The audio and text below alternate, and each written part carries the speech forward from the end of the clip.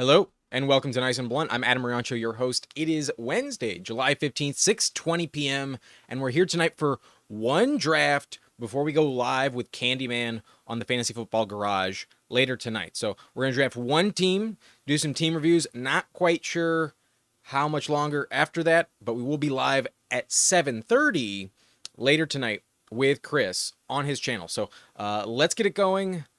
Vámonos, muchachos.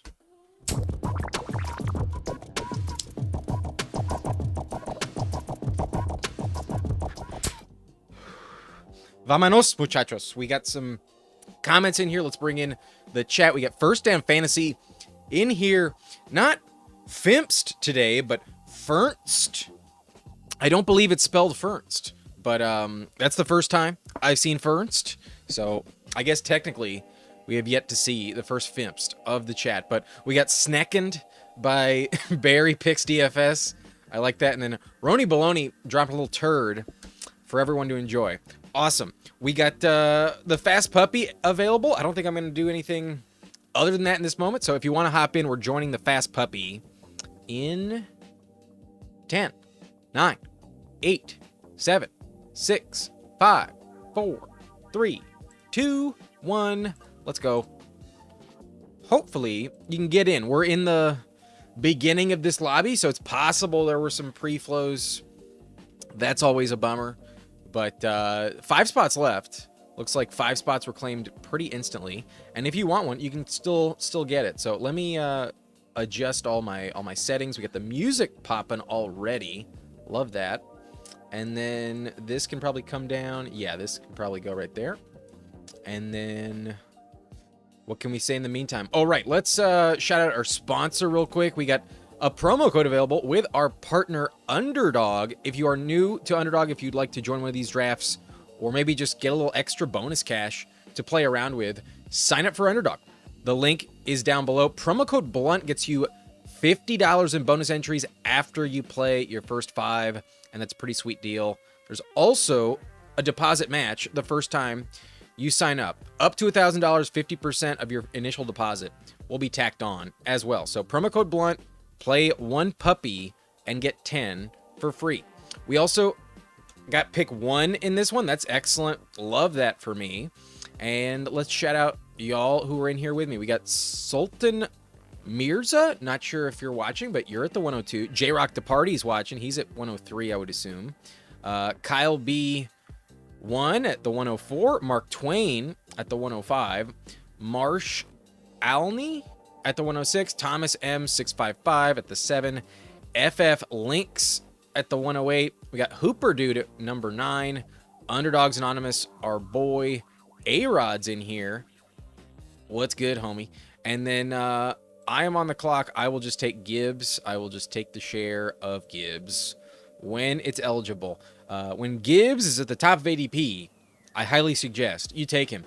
At pick 11, we got RQW123WGY. Not familiar if you're watching. And then lastly, at pick 12, we got Team Money 13 Myers in this lobby. Welcome, everyone. Good luck to all. And as always, there is no sniping. There is simply the best player available. Or you get bitter and maybe you don't make the right pick for your team. Sometimes, though, it just is what it is. No one can be upset with snipes too often. But what's up, Mark Twain? I see you in here. Nice to see you. Sup, play. I love the 007 avatar. Let's zoom into this real quick. There we go. Iconic. Just before you get shot, Mark Twain is repping the 007. Love that. Love the avatar, my friend. Nice to see you.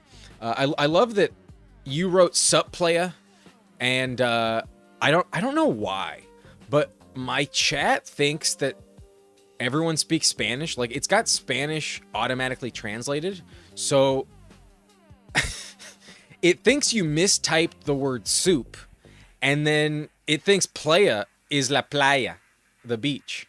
So this is the most unique intro I think we've had through the Google Translate. We've seen yo yo yo turn into me me me. Whenever Who Hames is in here, his sup fam turns into family soup. But I love this one. This is a beach soup. And I can't say I've ever had soup at the beach. It doesn't seem like my preferred snack. I'll take a ceviche. You know, if you pack a fresh ceviche, you know, you made it that morning. That's like awesome. That's like very much Hispanic, Mexican beach influence type of vibe. Otherwise, hot dog's great at the beach. A burger is nice. Sometimes what I do when I go to the beach, I stop at Sprouts, and they got the sandwich combo for like $7. I'll get a turkey sandwich, a bottle of water, and a bag of chips for like $7. But I've never gotten soup. Anyways, my tangent is over. We are about to be on the clock, and Pickens goes. I am vehemently receiver when you start off with the running back of choice. I'm not sure if I really want to take Devontae Smith here. I'm going to take Rashee Rice. And then, call me crazy, but I'm also going to take Igbuka. Call me fucking crazy. I don't give a shit. We're only in the $5 fast puppy. And we saw somebody in the chat do it the other day. He took Scatabo at 19, or I think it was like 22 or some shit. Maybe 21. And then he took Igbuka at like 28. Igbuka's not making it back. I am at the 101. And Igbuka had a 5-week stint where he was a top 5 receiver. I'll take him here just to get different, but it may be the wrong pick. We'll take Igbuka, though, at the 2-3 turn, just to be weird. But disbanded in here. What's good? Blaze it. I ain't down. I'm not sure what that's about, but it's a fair time to blaze it. We can blaze it for you. If anything, I'm kind of craving it. But let's go.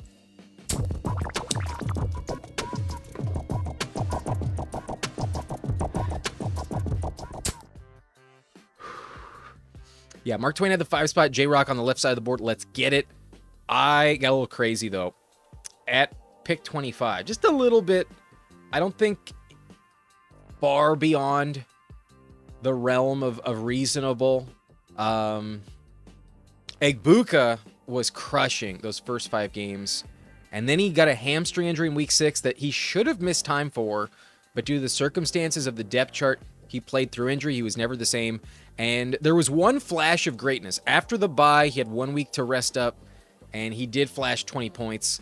He was dog shit, though, down the stretch. So I'm hopefully optimistic he can deliver. Those first 5 weeks were insane. He was averaging about 15.7 points per game. That would have ranked as on the equivalent level of Amon-Ra St. Brown and Jamar Chase last year. Believe it or not, Igbuka had that high production.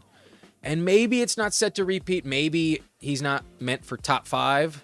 But as someone who had him in a very committed way. Last year, in the subscriber league, I didn't draft many receivers. I spent 3rd round capital on Igbuka. And you know what happened? It paid off until he got hurt. It was a little tough. I did mix him in and on and off the waiver wire a little bit on my depth chart. But I really only had Igbuka and Adams. And they got me to the playoffs. I was able to get it done with really only those 2 receivers in my lineup every week. I had a few random spot starts, like a Torrey Horton in his week 8 matchup against the Commanders. That was a nice 18-pointer in the flex. But stuff like that also contributed. But for the most part, I was starting 3 running backs. George Kittle, when healthy. Otherwise, I was playing the waiver wire. And then Igbuka, as well as Adams, were like in my lineup every week. And I had a playoff team. So maybe we're going to need to fill in the roster elsewhere, but I do think Igbuka can pay off this price, and he's been starting to go in round 3. We're just getting different on this side of the board. I feel like you can kind of take whoever you want sometimes when you have Gibbs, where it's like, I just want this guy with Gibbs. Because then, if it's a guy I really trust and like, and he actually smashes, then having him with Gibbs at the top of the round is decent. But here, sure, I'll just take Mike Evans. I think that's fine. I'm not going to be upset with it. And then while I'm very tempted to grab a running back here, I think I'm also going to tack on Colson Loveland. We're going to go true hero running back. And then in the 5th round, I think the onesies are like tremendously higher upside than the other positions. Like we are still in like true elite caliber players. So we're sending it a little bit. We're getting Colston Loveland at 49 in the 5th round. Feels good. Jahmyr Gibbs, Rashee Rice, Emeka Egbuka, and then the man he is replacing is wide receiver 1 in Tampa with Mike Evans, who shifts over to San Francisco. One factor, though, why maybe you shouldn't trust Egbuka the way I just did, and maybe it's like fool's gold to even draft him in the 3rd, let alone 4th. 3 of those weeks when Evans was healthy to start the season, when Egbuka was crushing, Evans was drawing like some of the toughest matchups possible. Like legitimately very elite corners week after week after week. And because Godwin was off the field, the game script really benefit Egbuka in a way where he was able to capitalize. But his skill set, the way Baker plays, a healthy Bucs offense is just a true variable that's hard to quantify, but really sets the standard really high. That's where today we're feeling it, willing to trust it, but maybe not the smartest move of all. But First Damn Fantasy, sorry to get to your comment just now, but I feel like at the beginning when I'm like feeling something or just kind of want to set the tone of a team, I don't mind riffing just a little bit longer, and then always catching up with chat is always what I'm trying to do. But 91 of my 101 slow Dalmatians are done. Only 10 more to go. We got this, boys. I was not willing to do the slows, especially in the Dalmatian. I do not envy that at all. The slows can be tough. Sometimes I want to instantly draft and like swipe the player on my phone, but then I remember like the reason I got in this slow is to try to get a little more information and maybe stretch it to where we get some piece of news and some like late round guy all of a sudden is like, holy shit, I need to take this guy well above ADP. So I've been trying to get in my slows and just like set the queue, only one guy I want, and then just leave it alone. But out of habit, it's easy to just draft instantly. Yeah, we got a rare option at the 101. We're hoping to make the most of it, but hopefully Egbuka was not a bad choice. I think round 3 is all just kind of gross. Like round 3 receivers are a little bit tricky. I like Olave the most there. Devontae's fine. T. Higgins is cool, but I pull him up definitely more often. I've pulled up Ladd. I've pulled up Flowers. Let's pull up Egbuka today. But tough break, Barry. Sorry about that. Bummer, but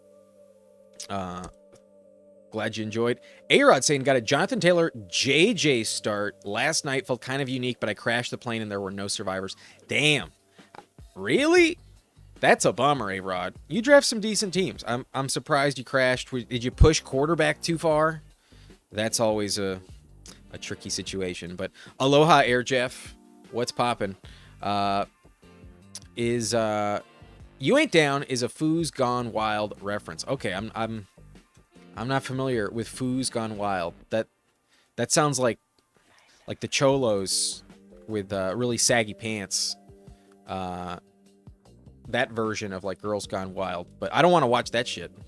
I'm not interested in Foos Gone Wild. Shit, I may have missed on the running back window, but we have Gibbs. It's really not a problem. I have Loveland and Caleb made it, so let's tack him on.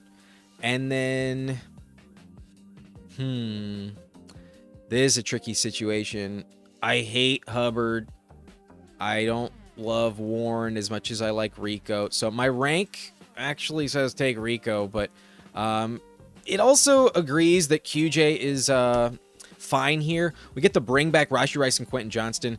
Compared to the other receivers, like really versus Marvin Harrison Jr., I'm gonna pull this up. I want to be precise in this stat. But regardless of injury, not counting injury, where do you think Marvin Harrison Jr. ranked in points per game last season at the wide receiver position? Where do you think he finished? Based on not just like total points, but points per game. That is the question I propose to the chat. And then based on that, where do you think Quentin Johnston finished in points per game as well? Because this is like the decision at this point. Harrison or Quentin Johnston? Which receiver that's been considered a bust do you actually believe in? Because if you're playing alongside me at home, you may be surprised to learn that Marvin Harrison Jr. was wide receiver 38 in points per game last season, tied with Jacoby Myers, just behind Parker Washington and Ladd McConkey with 8.8 points per game. Quentin Johnston, however, was wide receiver 25 with 10.4. So in a significant fashion, Quentin Johnston's already outperformed Marvin Harrison Jr. from a points per game standpoint about almost 2 more. And that's a leap of almost like 12 different players between them, exactly 13. So Quentin Johnston has already proved he's a better pick than Marvin Harrison Jr. And we all kind of believe that Keenan Allen was holding back some of the target share there, as well as the fact that Mike McDaniel will improve the offensive scheme and output. Overall, based on last year's production, Quentin Johnston actually has a case to be made. He should be a top 30 pick at the position, maybe even be going in the 5th round. So if you're playing in BBM, I'm not down for it because QJ used to be hyper slept on going 30 picks later. But in this time box contest, the Fast Puppy, no one's really ever gotten him later than pick 80.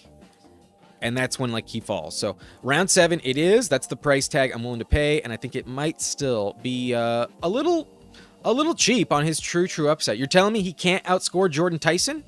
You're telling me he can't outscore Brian Thomas Jr., who really was a major bust last year?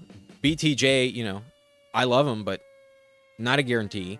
I think it's possible he could even outscore like J-Mo, possibly. Maybe not a lock to do that, but Christian Watson, if he gets hurt, I could definitely see not outperform him. I could see Rome kind of bust and not really even come close to this. Maybe not terrible for this price, but I could see Rome still be overpriced. QJ has room to rise, in my opinion. I think there's a chance he even outscores Tedero McMillan. I think he's bound for 1,000 yards if he stays healthy, and he's had 2 straight years with 8 receiving touchdowns. I think that's probably going to repeat. 8 touchdowns with Mike McDaniel coming in. Maybe he even hits double-digit touchdowns. It's possible. It's a high variance play, though. He does have boom-bust weeks, does sometimes disappear with a random bagel, but a bunch of 20-point games as well. In best ball, that's not bad. All right, we're going to grab Kenneth Gainwell, I think, on this one, and open the door that Baker will circle back. I think I need a running back. No doubt about it, I need a running back. So I'll take Kenny G. And then I'm tempted to go with Mahomes, but I've been grabbing a lot of Rashee Rice Mahomes teams lately. I'm okay not doing it on this one. If anything, I think I'd rather have Purdy at quarterback on this one, but I'm really tempted to grab a running back just for the sake of it. No, I'm going to go Purdy. I'm going to take quarterback because I've really gotten burned before, and even though I have Kenny Gainwell, I don't feel like it's a lock that I get Baker Mayfield on the way back. I don't feel like that's a lock. So I'll just take the quarterback I really trust. With Mike Evans, we'll go Purdy, and all is good with that. Okay, let me catch up with chat once again. Fresh cut there, Blunt. Yeah, appreciate that, Jerry. It is a fresh cut. Yeah. Fresh cut. Indeed. We got Loveland, a great at the end of the 4th, plus bring back for Gibbs, win-win. Yeah, the Bears matchup versus the Lions. Jared Goff's not the same player in bad weather. The wind could be a big issue in Chicago. And if anything, that might lean towards the Lions leaning more heavily on the run. Caleb doesn't have that problem. And if anything, Loveland is just matchup proof and really going to go off. So we'll take Loveland easily. And I think that bring back with Caleb stacked feels pretty nice. Good bet on the Ben Johnson game. But thoughts on Aaron Wan this season? Honestly, I have no idea who this is. Legitimately, I do not know who this is. So there's your answer there. I mean, You've been mentioning it disbanded.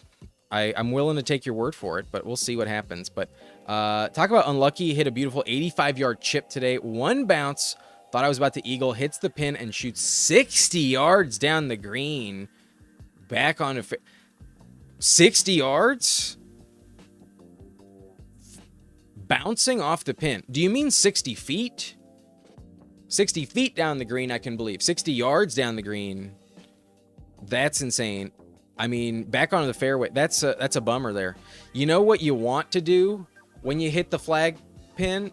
You want to hit the flag itself. You want the cloth to like act as like a net. If you can hit the flag itself while it's waving in the breeze, it will just catch your ball and just drop it very gently right next to the pin.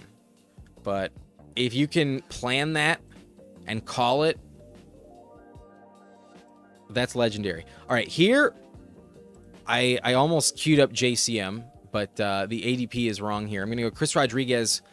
No doubt about it. I need running back, and he's the only one here I'm like, fine taking.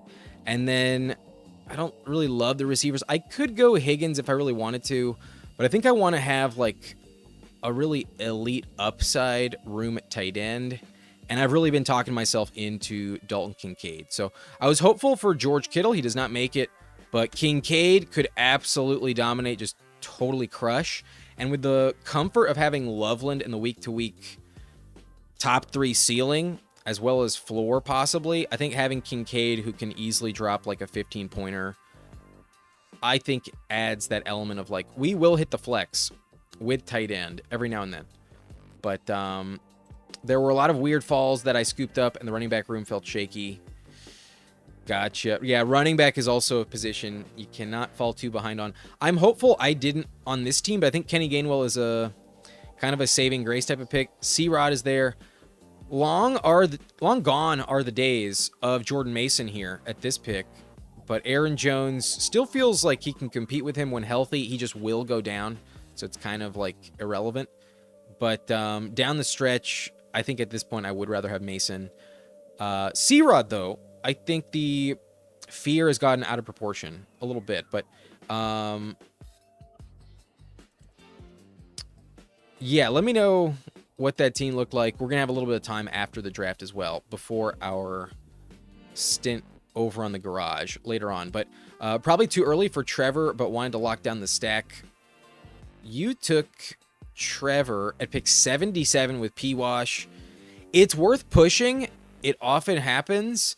But the money, the team with BTJ, Team Money, did take an unstacked Herbert with Hampton. It looks like he was ready to grab quarterback there. So not sure what he would have done. I think given that team had Lamar, I might have risked it. Because typically, if the BTJ drafter doesn't take him, there's usually a decent fall. Lawrence comes back to the 90s most of the time. So I might have pushed it, but round 7 is pretty gross in the first place, so I don't mind it. If you just want to play it safe and lock up the stack, it's pretty legit. Because, like, there's a world where Monangai does outscore Jalen Warren or maybe even Chuba Hubbard. And to grab Warren versus Monangai, you probably are getting the worst pick, but true upside, possibly not. So to have to get an unstacked quarterback, always gross. But the P-Wash T-Law stack, I'm not sure if that's the way I want to play Trevor Lawrence the most. Personally, it's a little gross, but I have an okay amount of Parker Washington. It's not a lot. It's a little bit less than market. I'm at like 7% on Washington at the moment. It's fine, but yeah. Every stream, we got to mention QJ at this point.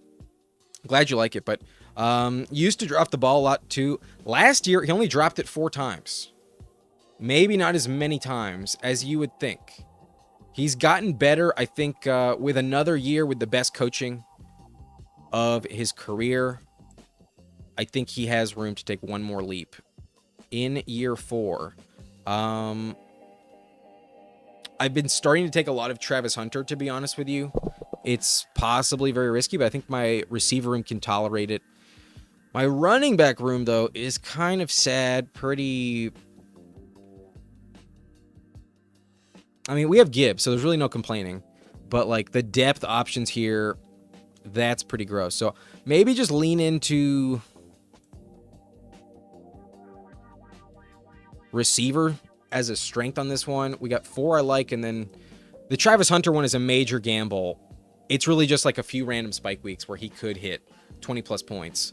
Not a consistent bet. So I'll tack on another Tampa Bay Buccaneer. What if Chris Godwin gets hurt again? What if McMillan is just the man in 3 receiver sets? What if there are some weeks where Egbuka does miss time and McMillan steps in? I think he would have the biggest boon in upside if Egbuka were to go down. But I like McMillan's price in a vacuum. We did not grab Baker on this team. I passed for C-Rod and Kincaid, but I already had Caleb and Purdy. So once I took Purdy, I kind of decided, like, my fate was already tied to another team, in essence. We get the Mike Evans, Brock Purdy stack, but I'm fine with the double up of the Bucs receivers. Now, maybe taking Egbuka that high makes McMillan be less valuable in some projections, but the way I'm kind of playing it is like maybe Godwin's just not the best play, because Godwin was actually not insane last year.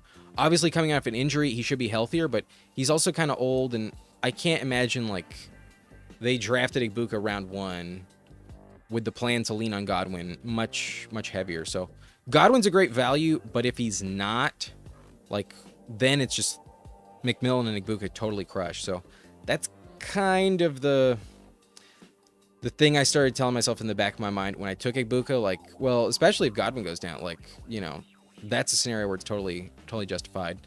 And then also Jalen McMillan. So what if? Big what if, but even if that doesn't happen, I still think McMillan can pay off around 13. What's up, Mr. Mufasa? Nice to see you. Welcome in.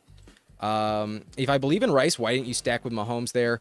Just because I have a lot of it recently. I've taken a lot more Rice with confidence, especially with more picks at the 2-3 turn. I've grabbed Rashee Rice plenty of times. And so it's just kind of the frequency, the habit of it. And I had another option. I still had Mike Evans as well. So Mahomes could be a little banged up, possibly. Might not run as much this year. Mahomes might not actually pay off as many points as Brock Purdy.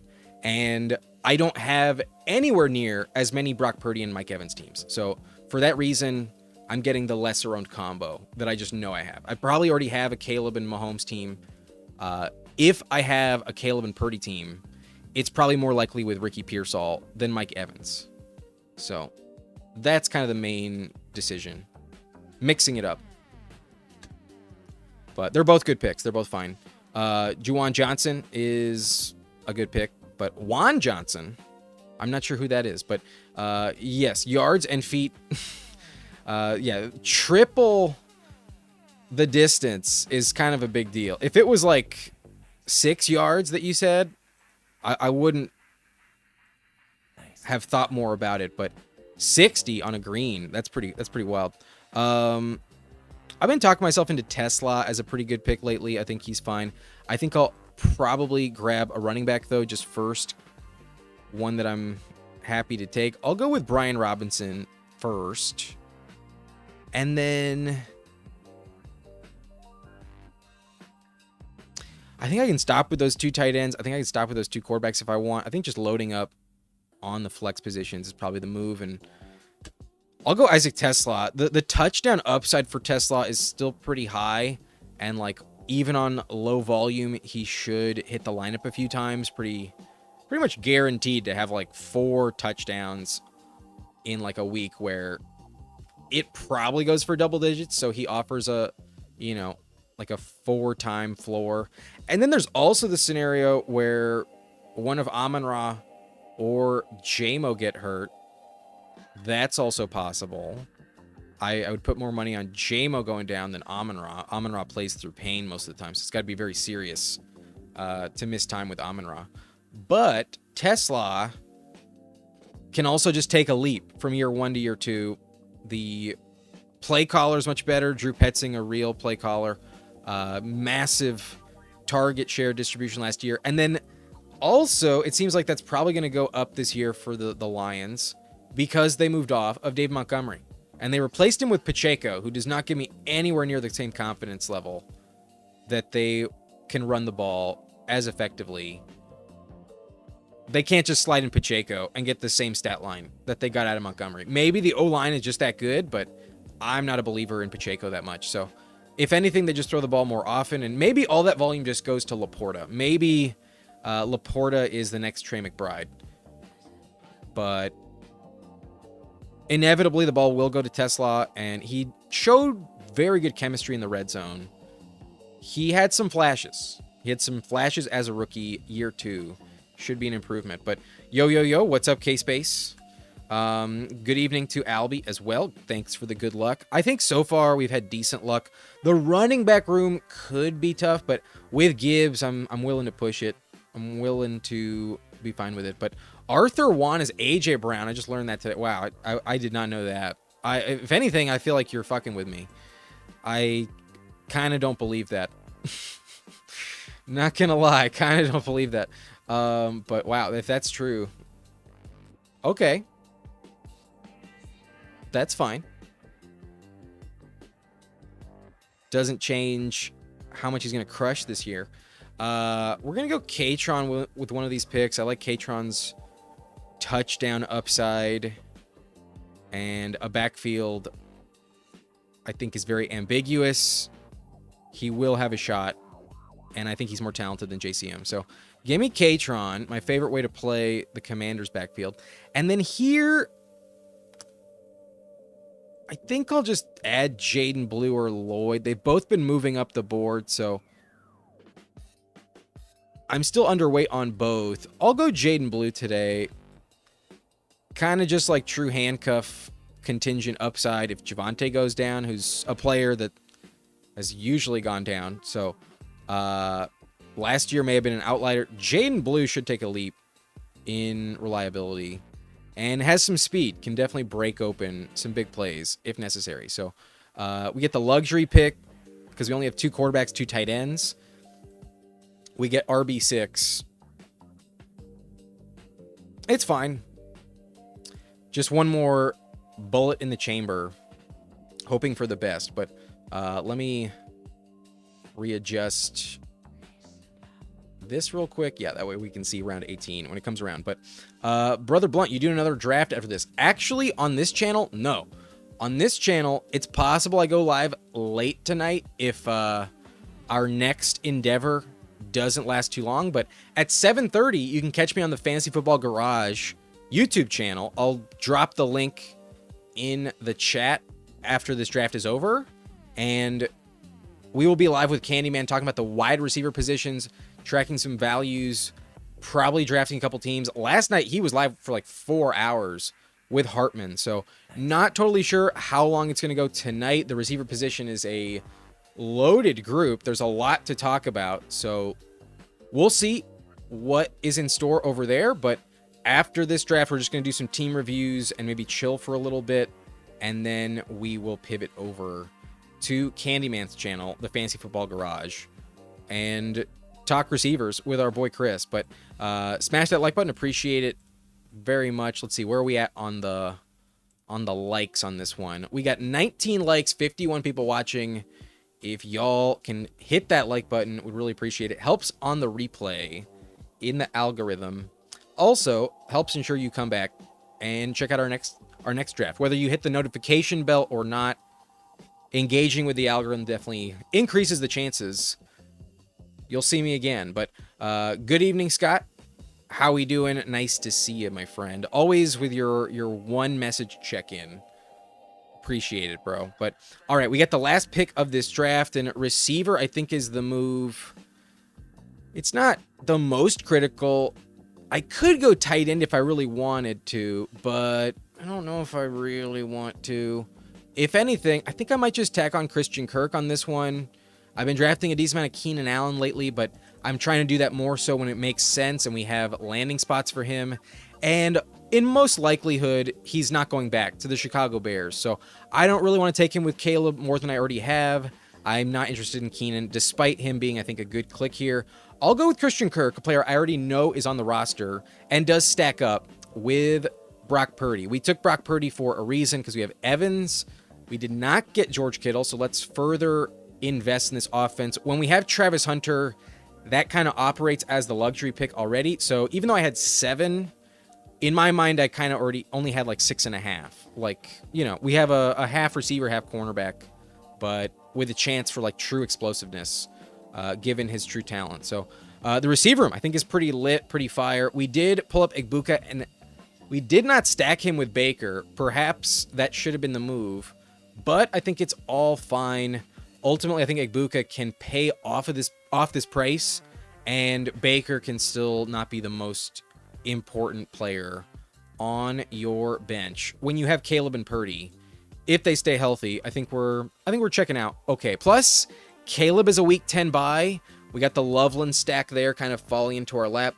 Baker is also a week 10 bye. So perhaps I would have been pretty upset being forced to take a third quarterback if I took Caleb and Baker Mayfield. So Purdy perhaps saves me the headache of forcing quarterback 3 on this team, and that allows for the luxury of Travis Hunter, who might just be the guy you need. After all, he plays the Commanders in week 17 this year. They had one of the worst secondaries in the league last season, as well as the fact that if any of the 3 options above him were to go down, BTJ, Parker Washington, or Jacoby Myers, I think Travis Hunter would instantly crush where he's going. I think he'd be getting 7+ targets per week, and maybe more than that. Maybe he'd be the number 2 receiver on the Jags if somebody else got hurt. So I'm fine with the team.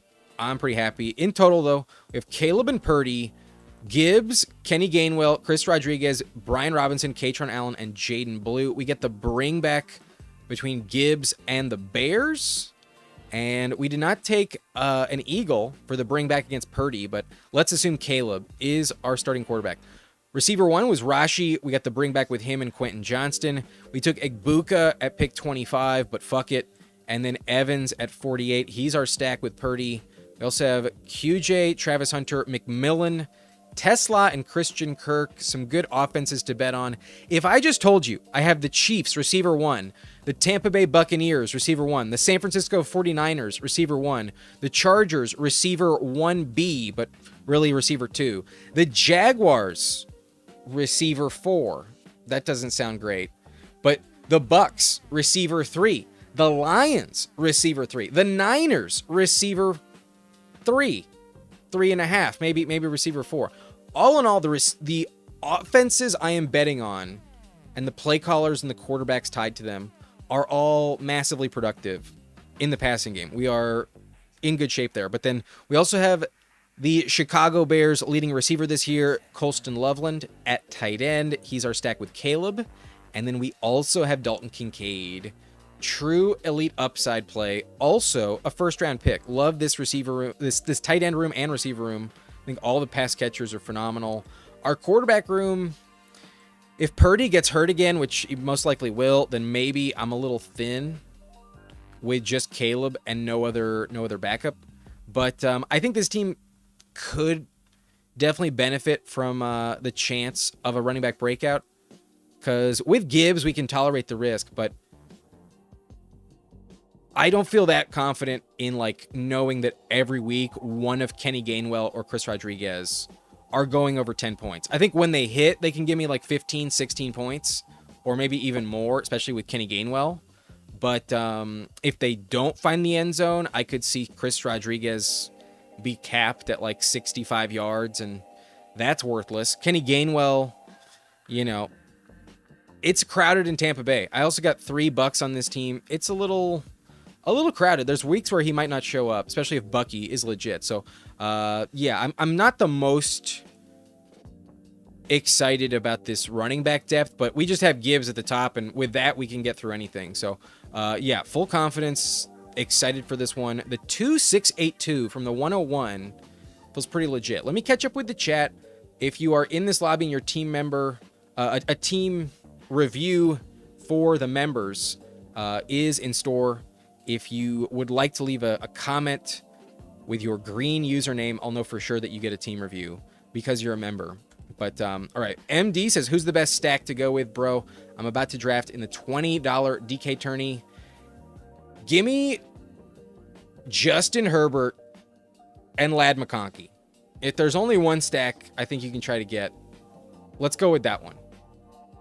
I think if we're going for like insane production, I've never drafted on DK, so I have no idea what the prices are, but I believe that's full PPR. And in the best case scenario, I think in the world that the Chargers want to live in, Lad McConkey's averaging 10 targets per week, if not more.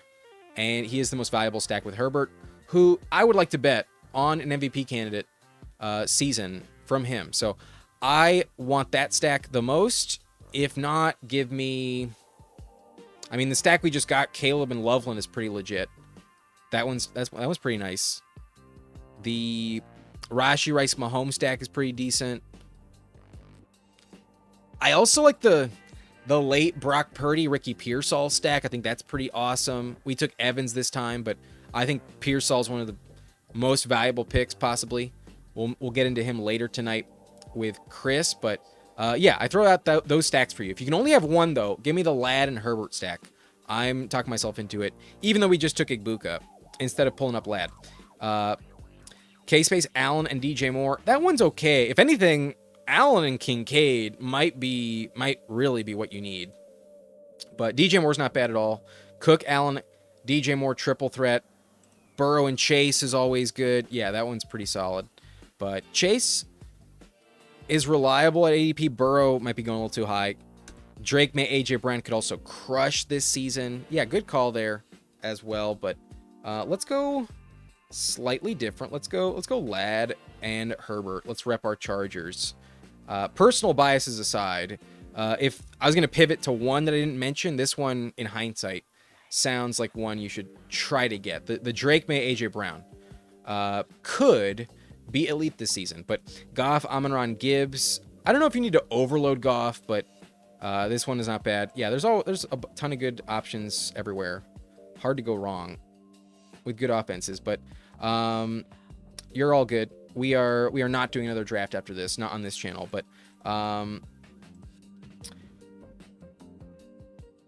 let me... Sorry, the chat is kind of freezing for a bit, but we're all good. Air Jeff, AJ actually does stand for Arthur Juan Brown. That's pretty... that's funny. What's happening? We just drafted a fast puppy. We're done, and excited to do some team reviews after we catch up with the chat, and then we're going to draft with Fantasy Football Garage after this. But Lad and Herbert prices are about the same-ish on DK. Well, Herbert is extremely mispriced. Herbert in the 7th is an excellent pick. He should go in the 6th for sure. I think he's more valuable than Burrow. And if you want to stack him at this point, I don't know what the Quentin Johnston price is, but you can't backstack him with QJ anymore. So getting Lad, I think, is the better way to go about it if you're trying to stack Herbert. But yeah, Arthur Juan stacks pretty decent.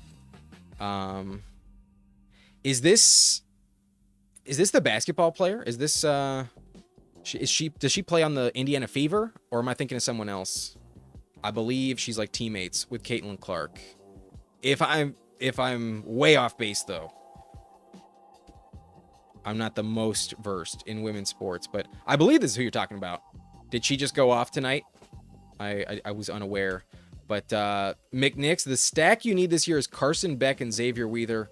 I don't make the rules. Yeah, listen to McNix, the most commonly stacked option.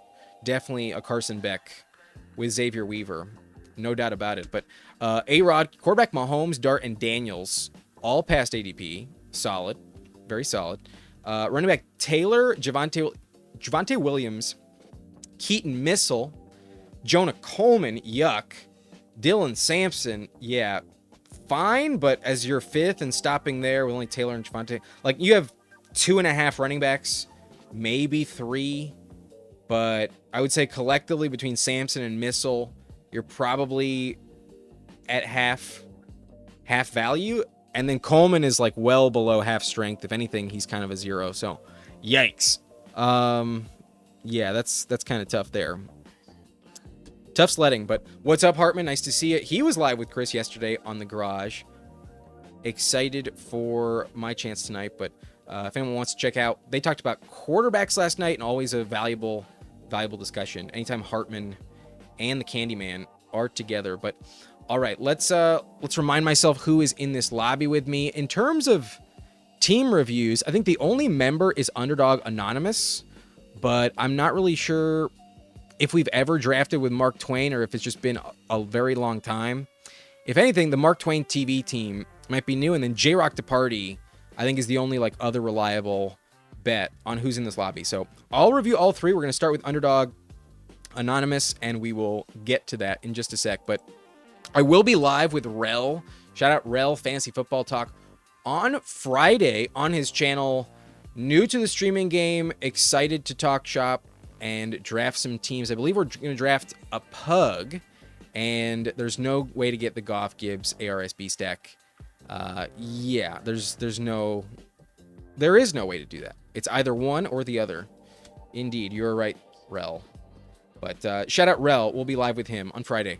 A-Rod, all wide receivers past ADP. JJ Ladd, DJ Moore, JMO, Lemon, Alec Pierce, Taekwon. Tight ends likely Barner and Tonjes. The tight end room is a little bit weird. Receiver is pretty solid. No issue there. Top 6, all legit. And then Taekwon for giggles. That's fine. But put a random pick'em with her using a boost, and it hit well. Just ordered her jersey. Legend. Nice. Always nice when you hit the over on women's basketball prop picks, and that actually hits. Typically, that's usually not the move. But the over on the correct players, always great. But all right, let's get to the 3 team reviews, and then we will sign out before we go over to the garage. But all right, we got Anonymous in here at pick 10. He's got Kyler, Daniel Jones, and A-Rod. Pretty decent. Pulled up Daniel Jones a little early. Rodgers right past ADP. And then nothing special on Kyler. But he did have Jefferson. He did have Alec Pierce. He backstacked with Jeremy Bernard and Pat Freiermuth. So felt a little bit of pressure at quarterback and wanted a third. Very fair to just backstack him. I prefer it with Freiermuth more than Jeremy, but I think they're both okay. Jeremy feels a little expensive, though. Could easily not work out because of Rodgers and his preference for rookies. But Ken Walker, Travis at pick 39. Love that Travis is falling. I'll scoop him up all day, especially in the 4th. That's pretty dope. But J.K. Dobbins, Jordan Mason, Tank Bigsby, and Braylon Allen. Very fun team. I don't know about the Braylon Allen needing to be on this one. I think, honestly, stopping at 5 when you hit Bigsby could have been the move here. Because especially like early season points, Dobbins will cover Bigsby, and then if Bigsby does hit, then you cover his injury. And then Mason gonna have time to break out, but could be the man in Minnesota. I think you have enough firepower with the top 5 where you actually don't really get very much from Braylon Allen out of necessity. I think the 7th receiver was the move there, because 6 receivers with Jefferson, Ladd, Rome, Alec Pierce. I would feel fairly confident with those top 4 at this point in the draft. To pick 82 to have those 4, I'd feel fairly confident, but not confident enough to where I can only add Higgins and Bernard and get away with it. I think you're really relying on a lot of flex points from tight end, and this is also a position where, like, yeah, maybe you don't need 3. One of these could be a receiver. I think you could have gotten away with it with just 2. Like Warren and Freiermuth, I think would be decent, and then grabbing another receiver at pick 154 might have really helped you. But at least at 207, I think Braylon Allen does not help you anywhere near as much as receiver 7. I would like this team a lot more structurally as a 3-5-7-3 or a 3-5-8-2 even. I think that's even possible. But 3-6-7-2 could have also been the move. But I think I like Strange on this roster way more than Braylon Allen, because you can still hit on a veteran in round 18. You can still hit round 18 on receiver. I'm going to get some points out of Christian Kirk. I believe it. And maybe there's somebody else that could have helped this team. Especially with Daniel Jones, I would have drafted Keenan Allen. I would have taken Keenan Allen. But that's just me. We'll see if that checks out. Maybe you can get away with these 4. It's possible Jefferson just crushes so much. So does Ladd. Maybe Rome is still top 10. And then Pierce, once healthy, could also just be like top 15, possibly. Maybe it's going to be okay, but possibly just needs to thread the needle a little too much. Receiver 7, I think, could help, because receiver 5 and 6 don't feel like the most reliable options, in my opinion. But last 2 pick'ems have now funded Big Dog Roulette and bought the Cunningham jersey with the leftover. That's dope, bro. That's excellent. Good luck in all your pick'ems in the future. But Jerry, what's your Arthur Juan exposure? Arthur is numero Juan. Yo, what's up, Steve-O Speak? How we doing? I'm doing well. Thanks for asking. And if anyone hasn't checked out the Fanspeak Network, our friend Steve Schaup, Steve-O Speak here, very sharp drafter, knows a lot of ball, excellent scouting prospects, and awesome YouTube channel over on the Fanspeak Network, where I am a contestant on Best Ball Jeopardy. I did advance to round 2, and hopefully we can keep advancing in that tournament. I love Best Ball Jeopardy. Ever since I discovered it this year, I've been hooked and very excited to be participating. And shout out Steve and the Fanspeak Network. We also have a promo code for the Fanspeak Network, Best Ball Guide. Fantastic info, a lot of great insights. And one of the reasons I crushed Best Ball Jeopardy is because I had the Fanspeak Guide. I have it myself, and I can also offer you a promo. I believe it's 20% off for the year. Promo code is in the link in the description for the Fanspeak Best Ball Guide. Excellent resource for catching up on all of the data ahead of this season. I highly recommend.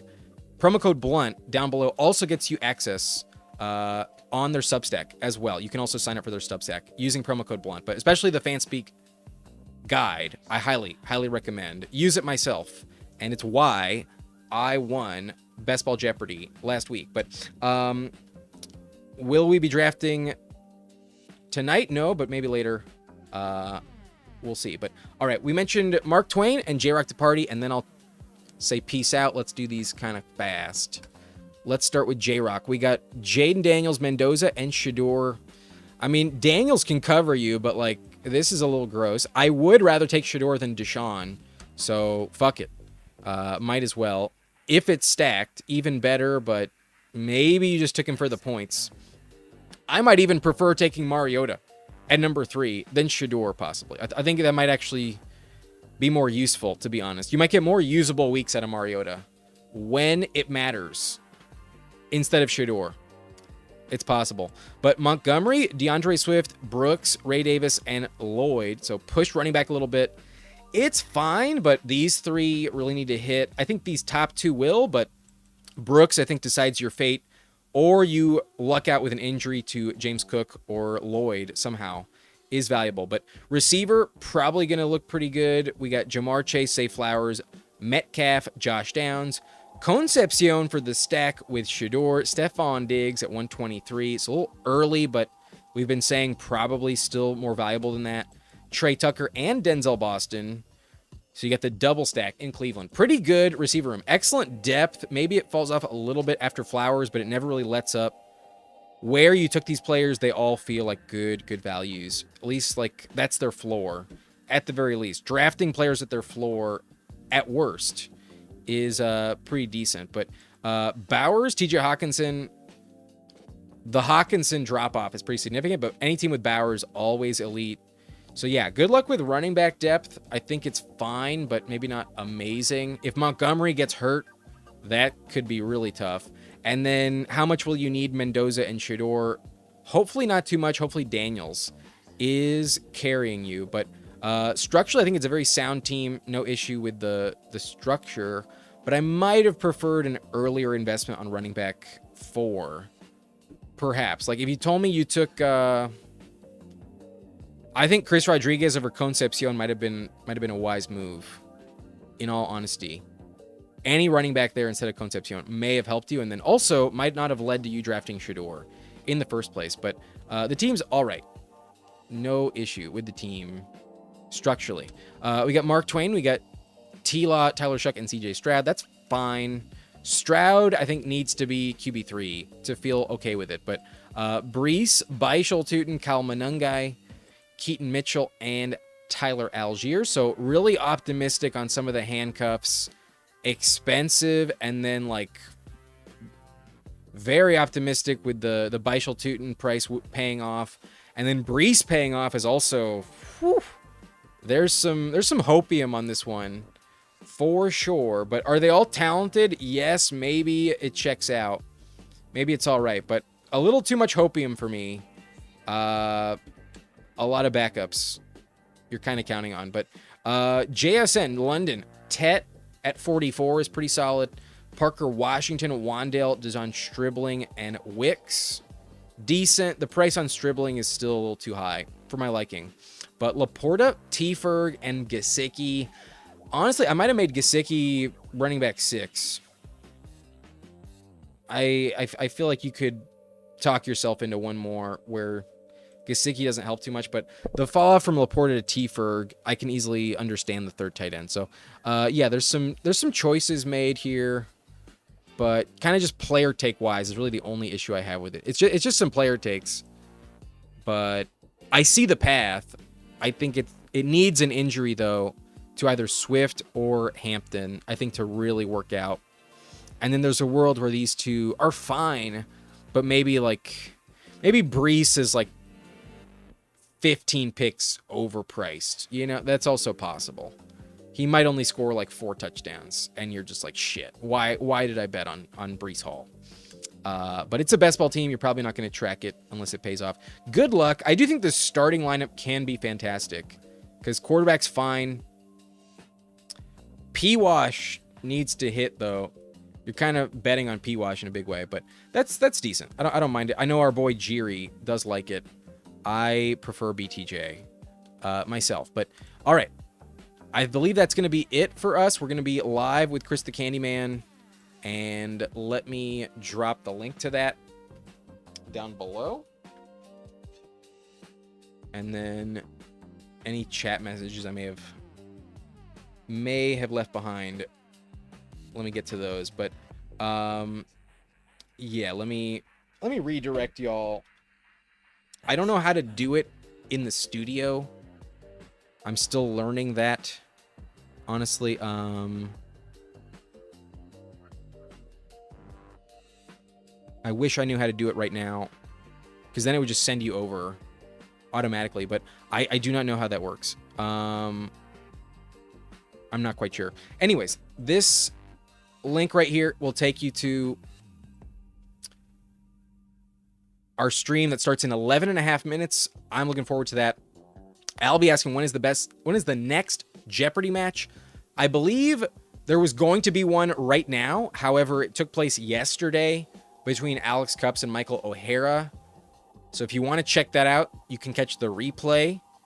And I believe that was the last match of round 1. If my math is correct, I believe that was the last match of the first round. Maybe I'm mistaken, but if Steve is still in here, maybe he knows more than I do. I would assume it's every single week on Wednesdays, typically around 6:30 p.m.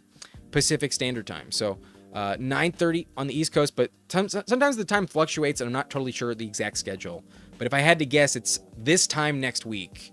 It'll be like towards the end of the episode. It'll probably start at around 6:30 p.m. Pacific. Right now it's 7:20 p.m. Pacific. So around the time that this live stream did start. But anyways, that team that's fire. My best team has Amon, Buka, and DJ Moore. Good luck, bro. Good luck. Braylon was my last option for a wide receiver. Week 17 bring back. Missed out on AD Mitchell and Geno. Panic stacked Rodgers. That is fair. Braylon, maybe. We'll see. But I just don't click much Braylon myself. I don't want the Jets running backs personally. Have no interest. But all right, that's going to be it for yours truly. I'll see you guys over on the garage, and that'll start in 10 minutes. So look out for that. Peace out.